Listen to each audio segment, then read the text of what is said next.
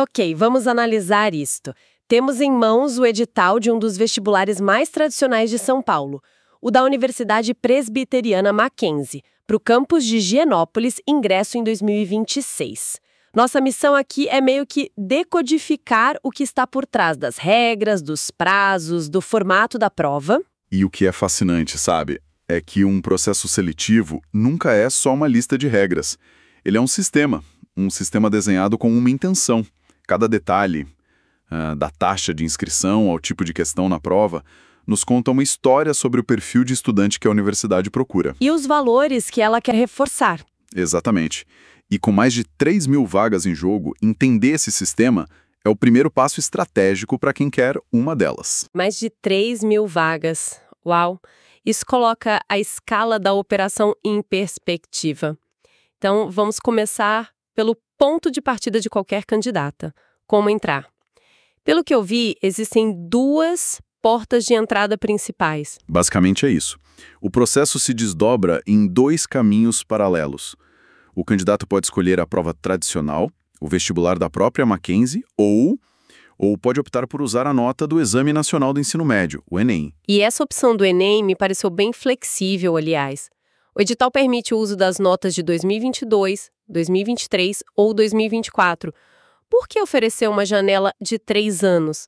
Não seria mais simples usar só a nota mais recente? Ora, essa janela de 3 anos é uma decisão estratégica muito inteligente da parte deles. Primeiro, ela amplia o universo de candidatos. Pense em alguém que teve um desempenho excelente no Enem há 2 anos, mas por algum motivo não entrou na faculdade. Tirou um ano sabático ou começou a trabalhar. Isso.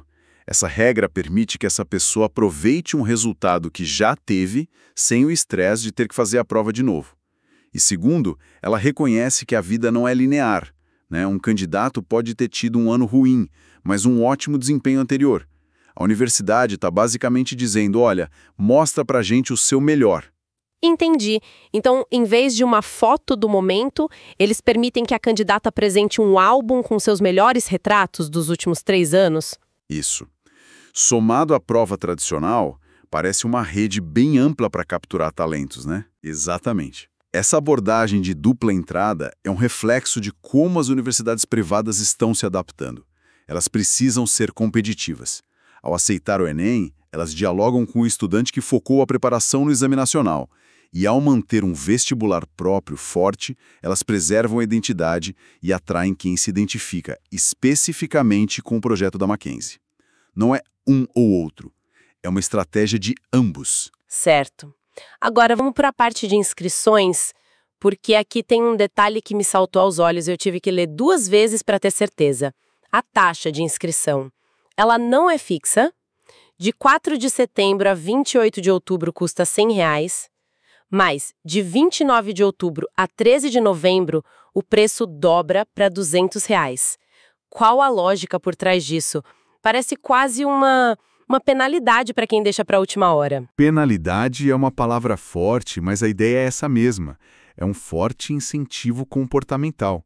Do ponto de vista da gestão do vestibular, é muito mais eficiente saber o número aproximado de candidatos com antecedência. Ah, claro, a logística. Impacta tudo. Alocação de salas, contratação de fiscais, impressão de provas, tudo.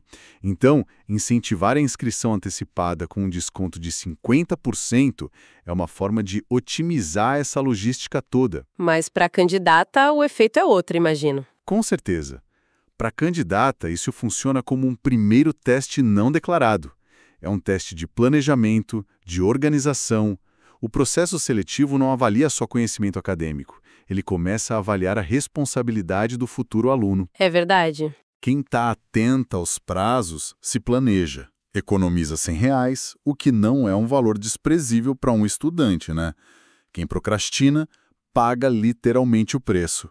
É uma lição de economia e gestão de tempo antes mesmo de entrar na sala de aula. Uma espécie de filtro de organização embutido no processo? Sutil, mas bem eficaz. Ok, superada a inscrição, chegamos ao momento da prova. As datas são 26 e 27 de novembro de 2025. E o formato me chamou a atenção.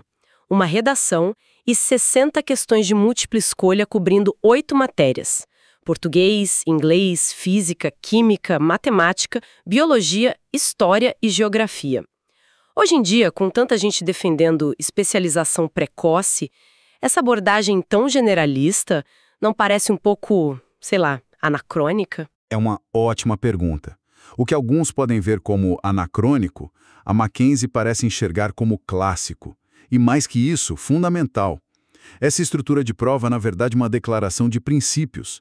Eles não estão comprando a ideia da superespecialização desde o início.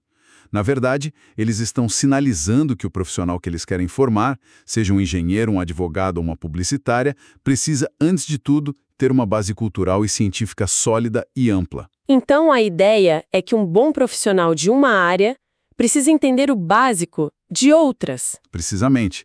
Eles estão filtrando por um perfil de aluno que talvez esteja em falta no mercado, o generalista. Alguém capaz de conectar conceitos de biologia com discussões de história, por exemplo. Entendi. A universidade parece acreditar que a inovação não vem de um conhecimento superfocado, mas da intersecção de diferentes áreas do saber. É uma aposta. E uma aposta que define a identidade deles, então. Exato. Eles não querem só alguém que saiba as respostas, mas alguém que saiba fazer perguntas que cruzam fronteiras entre as disciplinas. Isso muda completamente a perspectiva sobre a prova. Não é só um teste de memorização, é um teste de amplitude intelectual. E dentro disso, a redação ganha um peso ainda maior, imagino. Imenso. A redação é o palco onde essa capacidade de conexão se manifesta. As 60 questões testam conhecimento em cada caixinha. A redação testa a habilidade de abrir todas as caixinhas, pegar as ferramentas certas de cada uma e construir um argumento coerente, crítico, bem fundamentado. É a prova máxima da maturidade intelectual que eles buscam. Sem dúvida. Com uma prova tão abrangente e com essa filosofia toda por trás, a preparação se torna um desafio gigantesco. Não basta saber a matéria, é preciso entender o jeito Mackenzie de perguntar. Por onde uma estudante sequer começa a buscar material que simule esse estilo? Esse é o ponto-chave. Estudar o conteúdo é metade da batalha. A outra metade, talvez a mais importante, é o treino direcionado. É entender a recorrência dos temas, o nível de profundidade, o estilo de enunciado. É um trabalho de garimpo, sabe? Encontrar esse material de forma organizada e eficiente. É difícil mesmo. Especialmente questões de anos anteriores para simular as condições reais. E é exatamente para resolver esse garimpo que surgem ferramentas de preparação. Se você é estudante e quer se preparar de verdade, entre agora em medicalb.com.br, baixe o app e aproveita o maior banco de questões do Brasil, com provas anteriores de todas as instituições, questões comentadas, resumos práticos, aulas completas e flashcards prontos para revisar onde quiser. É a diferença entre estudar no escuro e treinar com o mapa da prova na mão. Com certeza. Uma preparação focada, que simula a realidade do exame, não apenas melhora o conhecimento, mas constrói a confiança do candidato. E confiança é um fator decisivo no dia da prova. Sem dúvida. Para fechar o ciclo, vamos organizar as datas finais? O cronograma na reta final parece bem apertado, né? O cronograma é a bússola do candidato. E nesta fase final, o ritmo acelera drasticamente. Vamos lá. As inscrições terminam em 13 de novembro, com aquela mudança de preço no dia 29 de outubro. Mas o que mais me impressionou foi a divulgação dos locais de prova. Dia 24 de novembro. Isso apenas 2 dias antes da primeira prova, no dia 26. Não há nenhuma margem para erro ou distração. Exato. Essa compressão do tempo é mais um teste de estresse. O candidato precisa estar com o sistema de alerta ligado. Não dá para relaxar depois de se inscrever. Tem que ficar de olho. Tem que checar o site, confirmar o local, planejar o trajeto. Qualquer descuido pode custar a chance de fazer a prova. É mais uma camada de responsabilidade sendo testada. E depois da prova, nos dias 26 e 27, a ansiedade continua. O resultado final, tanto para o vestibular quanto para o Enem, sai a partir de 9 de dezembro. São cerca de 2 semanas entre a prova e o resultado. É um período curto em termos de calendário, mas uma eternidade para quem está esperando. Ter todas essas datas mapeadas, visíveis no calendário, ajuda a gerenciar essa ansiedade, sabe? O planejamento não acaba quando se entrega o gabarito. Tem que pensar nos próximos passos. Sim, já pensar. O que fazer em caso de aprovação? E qual o plano B em caso de não aprovação?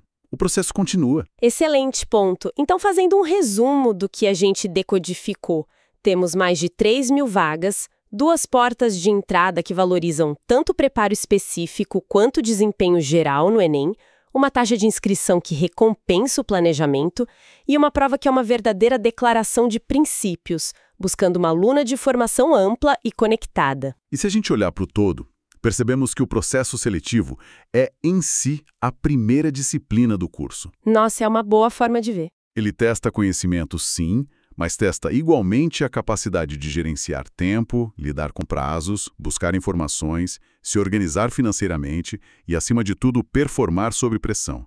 São as mesmas habilidades que serão exigidas em qualquer curso superior e, mais tarde, na vida profissional.